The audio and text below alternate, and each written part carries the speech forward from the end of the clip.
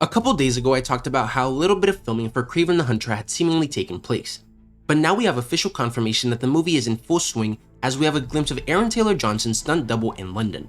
So if you were excited for the Kraven movie, it looks like good news for it making its January 2023 release date. Next, with Gorr the God Butcher being the main villain in Thor Love and Thunder, it's only natural for us to make connections to Knull and hope that he'll be set up in the MCU in some way, especially since he not only created the All-Black Necrosword that Gorr will use in the movie, but also previously used it himself to sever the head of a Celestial, which is now Knowhere. And as we know in the MCU, Thor and the Guardians have met and are pretty good friends.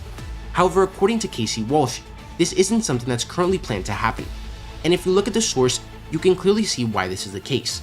I've said this many times before, but just like we got this covered, Moth Culture isn't a reliable source. So while it sucks that there's currently no plans for Knull, I wouldn't be surprised if he ends up being the big Thanos-level threat of Sony's universe. Although Venom, Morbius, Kraven, Madam Web, not really the team I would call to fight Knull. But I guess we'll see.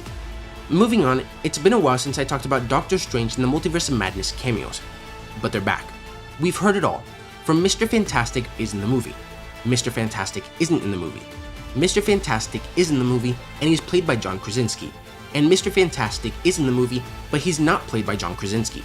Take this with a grain of salt, but one of the sources who had previously said that the version of Reed Richards we'll see in the movie wasn't played by John Krasinski has now changed his answer.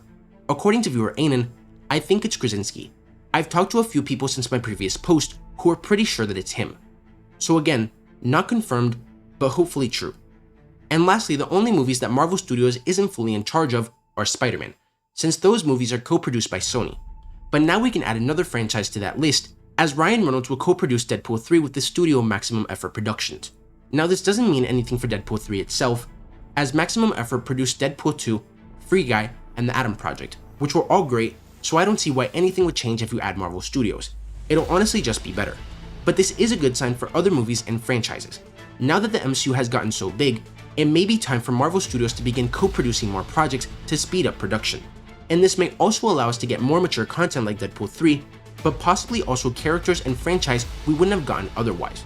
But let me know what you guys think about all this. Do you think we'll get Knull in the MCU? Do you think John Krasinski's Mr. Fantastic is in Doctor Strange 2? And how excited are you for Deadpool 3? If you enjoyed the video, don't forget to like, comment, subscribe, and turn on post notifications so you will never miss another video.